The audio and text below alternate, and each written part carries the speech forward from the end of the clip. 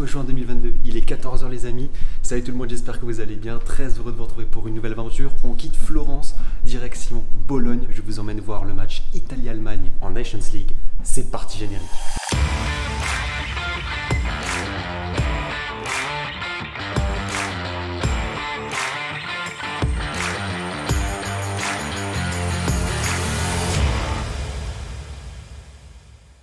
Très heureux de vous retrouver, moi ça va très bien. Bon, il fait super chaud en Italie actuellement, des pointes à 36 degrés. Et on se retrouve aujourd'hui pour le coup d'envoi du 4e vlog de la chaîne. Le 2e sur l'Italie après Italie-Suisse que j'avais fait à Rome. Quand on prend du recul, un match absolument capital. Quand on voit ce qui s'est passé ensuite pour l'Italie. S'il y a des supporters italiens qui veulent se faire mal, voilà, je vous mets la petite fiche en haut à droite. Si vous voulez voir aussi le penalty loupé de Jorginho juste devant la caméra, c'est dans ce vlog.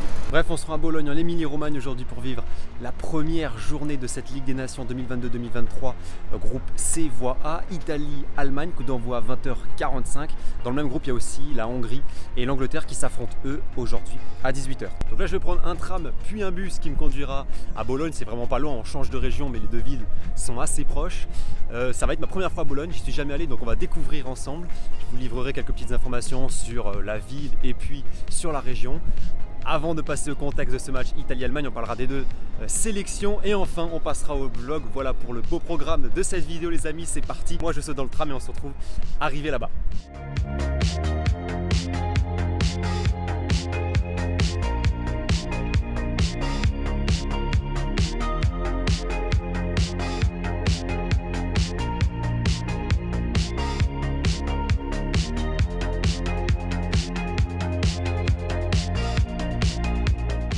Bien arrivé à Bologne, ça s'est fait assez rapidement. Je suis dans un parc près de la gare, 1h10 de bus. On rejoint maintenant le centre-ville, comme ça je vous montre un petit peu la ville et puis on se rapprochera petit à petit du stade.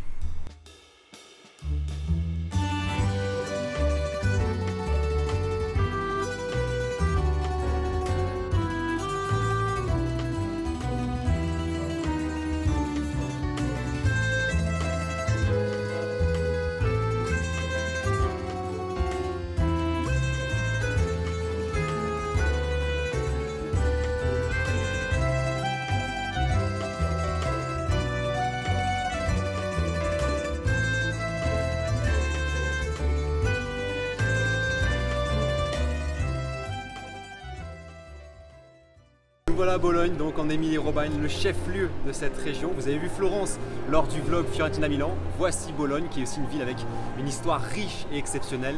C'est donc le chef-lieu de cette région, une des régions les plus riches et développées du pays, qui fait partie de cet ensemble de la plaine du Pô au nord de l'Italie. C'est aussi une région footballistique importante au niveau du championnat italien, puisqu'on a deux clubs en Serie A, Bologna et Sassuolo, et des clubs aussi en Serie B comme Parma, La Spal et puis Modena, qui remontera l'année prochaine en Serie B.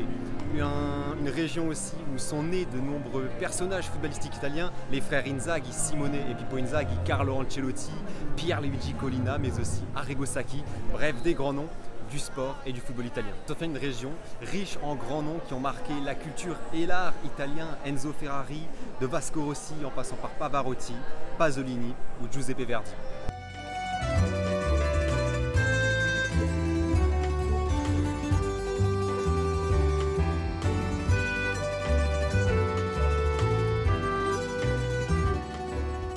Pour revenir à Bologne, qui est la ville de cette région, la capitale de cette région, il faut savoir qu'elle a la plus vieille université d'Europe, fondée en 1088, une université d'excellence prestigieuse, réputée dans le monde. Il y a 100 000 étudiants par an à Bologne, donc c'est vraiment une ville vivante, une ville qui vit au rythme de ses étudiants, et il faut savoir qu'elle est surnommée la Dotta, la savante. Elle est aussi surnommée la Grassa, la Grâce, parce que c'est une ville extrêmement réputée et connue pour sa gastronomie. Le ragoût à la bolognaise, je ne vous le présente pas, mais il y a aussi dans la région le parmesan, le jambon de Parme, la mortadelle et puis les pâtes comme les tagliatelles. Donc c'est aussi un pan important de la culture bolognaise.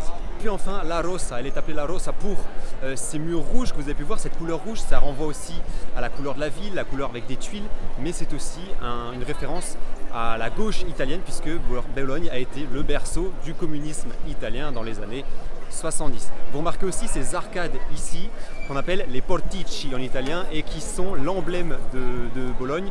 Il faut savoir qu'ils font 42 km de long si on les additionne tous. Donc c'est vraiment quelque chose de très connu à Bologne, de caractéristique de la ville. Ils sont inscrits au patrimoine mondial de l'UNESCO. Bologne c'est vraiment très joli, hein, c'est très sympa. Il fait moins chaud qu'à Florence aussi, donc la visite est un peu plus agréable. Mais voilà, très très belle ville, vraiment c'est super. On est à 4 h du match, il y a déjà des maillots italiens qui commencent à apparaître un peu en ville. Donc c'est plutôt cool. Il est 18 h, on se rapproche tranquillement du stade. On a vu les premiers maillots allemands également. On voit qu'il y a des supporters extérieurs et puis devant moi on voit un gros drapeau italien avec des supporters qui marchent. Donc voilà, l'atmosphère commence tranquillement à grandir. Contextualisons un petit peu ce match. Côté italien, ça va pas très fort. On a vu, vous l'avez vécu sur la chaîne, le match Italie-Suisse avec ce 1 partout, l'élimination, ma réaction au lendemain de l'élimination contre la Macédoine. Donc voilà, ça commence. C'est une situation un peu délicate pour l'Italie qui avait fait un très beau championnat d'Europe, champion d'Europe vraiment, et c'était mérité. Et voilà, ils retombent dans leur travers et ne se qualifient pas pour la Coupe du Monde. Voilà, c'est dommage. J'ai vu que ça de l'intérieur aussi, donc j'ai pu vous apporter pas mal de choses, je trouve, cette année. C'est dommage pour l'Italie. Ciao. Italiano, si si. Oh, lo giallo, si, italiano. Voilà, ils sont prêts. Il y en a qui sont déjà prêts et c'est sympa quoi. De l'autre côté, l'Allemagne va beaucoup mieux après Joachim Löw, une période un peu difficile, un Euro 2020 un peu raté. Aujourd'hui, ça marche bien pour l'Allemagne avec Hansi Flick. Ils ont bien reconstruit l'équipe. Ils se sont qualifiés assez tranquillement pour le mondial, en mission aussi pour aller chercher le premier Final Four de l'histoire de la Ligue des Nations de l'Allemagne, puisque c'est vrai que l'Allemagne n'est jamais parvenue à se qualifier pour ce Final Four. Toutes les grandes nations européennes ont réussi, sauf l'Allemagne. Donc voilà, c'est une anomalie à régler. En tout cas, ça nous promet un choc magnifique parce que Italie-Allemagne, bien sûr que c'est un affrontement absolument historique qui contredit un petit peu la phrase de Gary Lineker: le football est un sport qui se joue à 11 contre 11 et à la fin c'est l'Allemagne qui gagne. Là, contre l'Italie, pas vraiment, parce que ce soir l'Allemagne rencontre son chat noir, l'équipe qui l'a battu le plus dans son histoire. L'Allemagne avant l'Euro 2016, et vous savez ce fameux match à Bordeaux qui se finit au tir au but, et bien avant ce match l'Allemagne n'avait jamais sorti l'Italie de toute son histoire. Alors bon, aujourd'hui c'est pas l'Euro, c'est pas la Coupe du Monde, mais ça reste quand même une page d'histoire de ce Italie-Allemagne. Quand on entend Italie-Allemagne, c'est un match qui fait un petit peu frissonner, qui renvoie à des grands souvenirs comme les Coupes du Monde 82 ou 70, qui renvoie aussi à, bien sûr, à celle de 2006, cette demi-finale à Dortmund, 2-0 pour l'Italie. Voilà, c'est une demi-finale gravée dans l'histoire. Si vous ne l'avez pas vu, je vous invite à voir les highlights ou même le résumé du match sur YouTube, parce que vraiment cette demi-finale, c'était un truc absolument incroyable. Même que vous soyez allemand, que vous soyez italien d'ailleurs, hein, parce que la dramaturgie et puis l'importance était tellement folle. Donc voilà, en espérant encore avoir beaucoup de spectacles ce soir, début des occasions, je vais vous faire vibrer devant ce vlog parce que moi j'ai hâte d'y être et j'ai hâte de découvrir aussi le stade Renato Dalla. Je vous en parle après quand on se rapprochera un petit peu du stade. Donc voilà au Stadio Dalla, les amis, il est juste là, ce stade, avec, vous savez, cette architecture un peu particulière avec cette tour en plein milieu. Je vous mets une photo, mais on le verra plus tard. Mais voilà, vous voyez cette tour au milieu du stade. Et puis toujours ces mêmes arcades qui sont voilà, de bout en bout et qui continuent encore jusque là. Donc voilà, on est à peu près à 2h10, 2h15 du début du match. Le système de police et de sécurité qui se met en place. Et puis quelques supporters allemands aussi qui sont là. Tout se fait dans une très bonne ambiance. Voilà, on sent que c'est pas un match avec un immense enjeu, mais voilà, que ça, une petite fête se prépare ici à Bologne, une petite ferveur, donc c'est cool. Parlons un petit peu football et formation. Côté italien, pas de Zaccagni, pas de Zaniolo, pas de Chiesa, pas de Verratti également absent, pas de, qui manque encore, pas de Berardi. Voilà, beaucoup de monde offensivement notamment qui ne sont pas là ce soir côté italien, blessés ou alors suspendus. Et côté allemand, c'est quasiment tout le monde au complet. Il y a juste Marco Reus qui manque à l'appel pour la Mannschaft. Mais voilà, sinon on va voir l'armada offensive, Thomas Müller, Gnabry, Werner, Sané, qui seront bien là présents et qui sont annoncés titulaires. On annonce aussi titulaire Sandro Tonali, le joueur de l'AC Milan, un joueur que j'adore et qui sera normalement sur le terrain ce soir. Donc on se retrouve tout à l'heure. Je ne sais pas si ce sera dans le stade ou un peu plus tard, mais voilà, on va se retrouver un petit peu après. Je vous parlerai aussi un peu plus de ce stade et de son histoire, ainsi que du projet de rénovation qui arrive. À plus tard.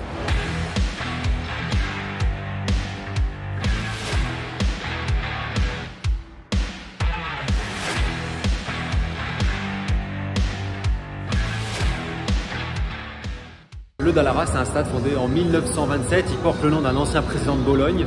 Donc c'est le stade du club de Bologne qui a terminé à peu près dans le ventre mou de Serie A en deuxième partie de tableau, qui est un club régulier, on va dire, qui assure à chaque fois tranquillement son maintien. Et ce stade d'Allara qu'on va découvrir dans quelques instants a un projet de rénovation comme de nombreux stades italiens. Il a été rénové certes pour la Coupe du Monde 90, mais depuis plus beaucoup de travaux. Donc je vous mets à l'écran ce qui pourrait devenir le futur stade de Bologne. Il y a des travaux qui vont commencer prochainement. Donc voilà, c'est parti des stades qui vont être relookés par le football italien. C'est parti, on monte, on découvre ensemble ce fameux Dallara.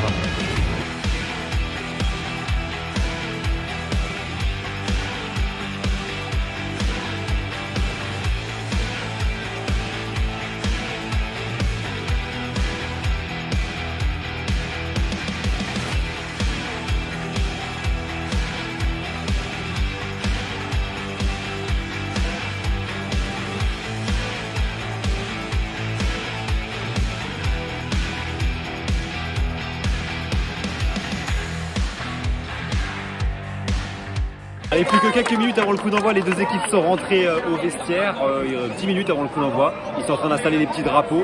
On va voir les formations puis les hymnes.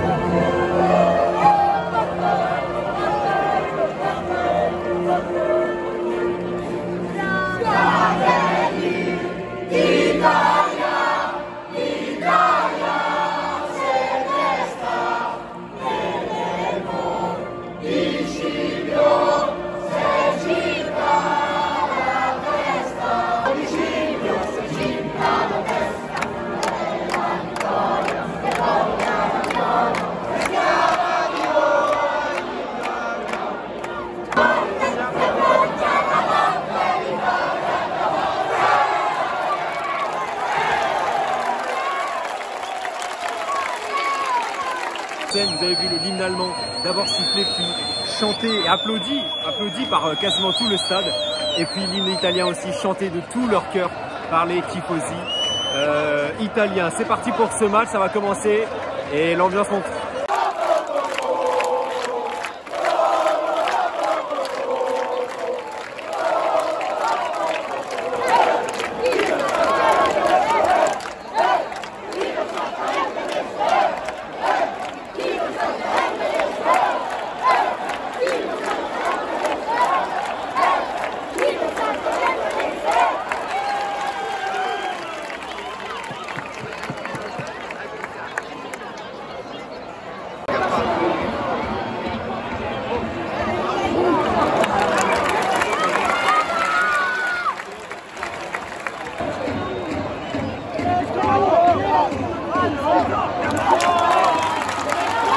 5-20 minutes un peu délicates pour l'Italie qui est recroquevillée dans son camp et qui n'arrive pas à bien sortir. L'Allemagne joue plutôt bien, mais là attention.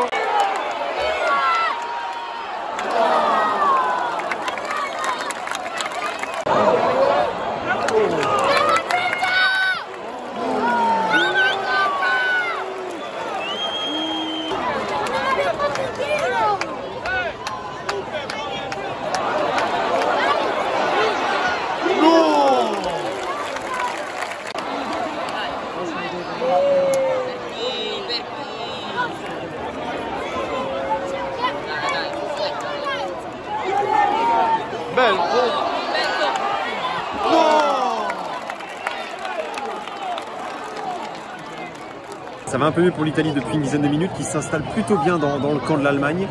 Le match, on va dire, c'est un petit peu rééquilibré.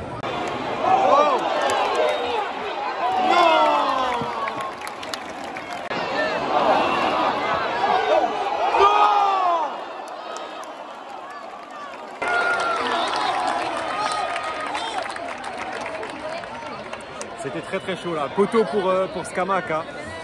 L'Italie a eu la plus grosse occasion de ce match. Il reste 10 minutes dans cette première mi-temps. Donc c'était assez chaud là.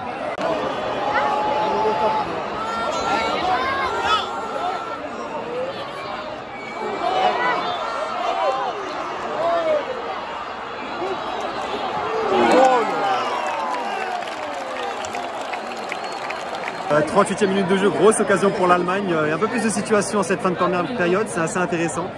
Toujours 0-0, il reste 5-6 minutes dans cette première mi-temps.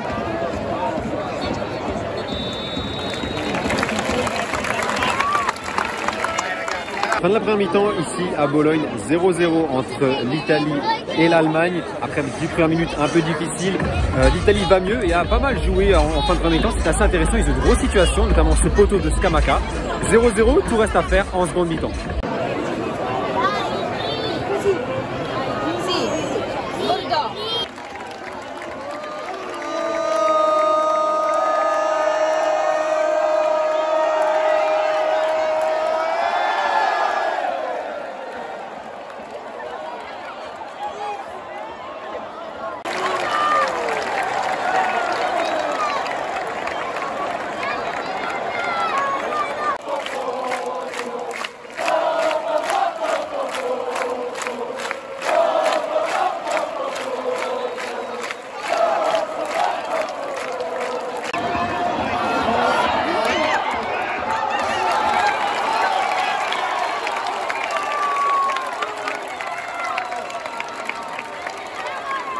« 10 minutes en seconde mi-temps, toujours 0-0 entre l'Italie et l'Allemagne.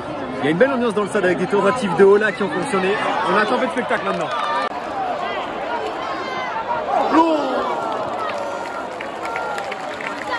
L'heure de jeu, il y a eu un petit échauffouré entre, j'ai l'impression que c'est Kimmich et Florenzi, mais je suis pas certain. Mais toujours 0-0, l'Allemagne n'existe pas beaucoup dans cette seconde mi-temps, il n'y a pas beaucoup de situations. Il reste une demi-heure de jeu.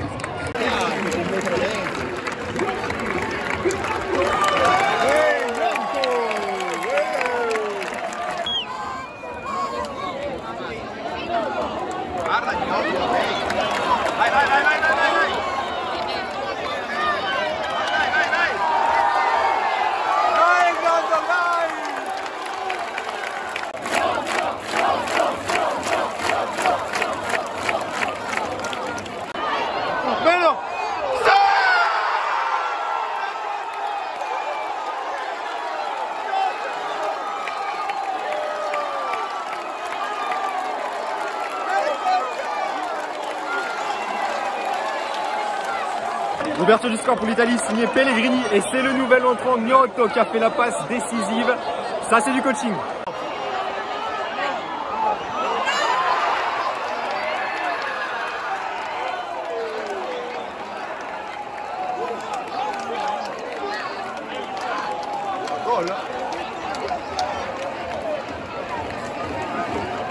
Petit temps mort ici puisque c'est la pause fraîcheur à Bologne et ça a duré que 2 minutes puisque l'Italie a marqué à la 71e, égalisation allemande à la 73e. Tout s'est déclenché assez rapidement.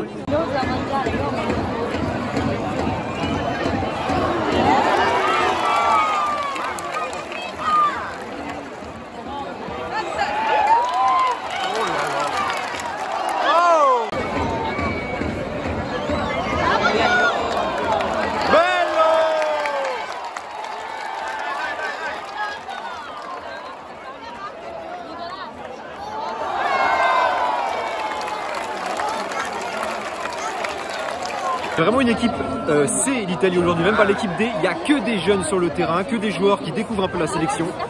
Mancini, on a dû lui dire tu fais pas assez jouer les jeunes, maintenant il fait jouer que ça. Vraiment c'est assez incroyable, on a l'impression d'avoir une équipe, l'équipe de la Primavera sur le terrain. On est rentré dans le temps additionnel, 4 minutes de temps additionnel, fin de match un peu étrange, avec une sorte de faux rythme où les deux équipes ne jouent plus trop.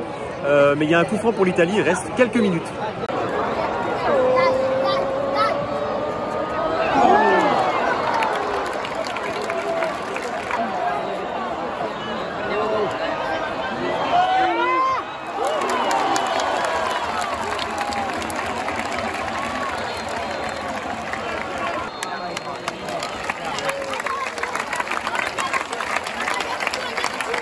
Un partout entre l'Italie et l'Allemagne, je vous quitte le stade et je vous fais un petit débrief en dehors. Ouais les amis, il est bientôt 23 h, sorti du Dallara. Un stade plutôt sympa franchement, je m'attendais un peu je m'attendais à moins bien véritablement parce que ouais, c'est un stade à l'italienne avec les tribunes assez loin du terrain, mais franchement c'était plutôt sympa. Alors pour le match, c'était pas le match de l'année, on va pas se mentir, il n'y avait pas non plus une énorme intensité sur le terrain, 15-20 dernières minutes. Un peu étrange, bizarrement, après les 2 buts coup sur coup, il y a eu moins d'intensité. Mais au final, score d'un but partout, on va dire un score qui arrange les deux équipes, puisque l'Angleterre a perdu aujourd'hui de façon assez surprenante contre la Hongrie. Qu'est-ce qu'on peut retenir de ce match? D'abord, une équipe d'Italie qui était assez jeune et complètement remaniée. Fratesi, Pobega, le jeune Gnotto que vous avez vu, qui est rentré, qui a fait une passe décisive, qui a été très intéressant. Et beaucoup de jeunes joueurs beaucoup de jeunes joueurs qui sont intervenus sur ce terrain. Donc voilà, on va dire que pour l'Italie, accrocher un match nul contre l'Allemagne qui revenait bien en forme, c'est plutôt intéressant. Prochain match pour l'Italie, ce sera dans quelques jours contre la Hongrie, si je ne m'abuse, c'est ça, à Cesena. Et puis l'Allemagne jouera l'Angleterre pour un gros choc, un grand classique du foot européen. Bon les amis, j'espère que ce vlog vous a plu. Si c'est le cas, n'hésitez pas à liker la vidéo, vous abonner, activer la cloche. C'est bon pour mon référencement YouTube. C'était, je pense, le dernier vlog de cette année dans un stade de foot de cette saison. J'ai pris beaucoup de plaisir. Merci à tous de les avoir suivis. Merci pour votre fidélité. Et puis nous, on se dit à très bientôt pour de nouvelles aventures. Ciao!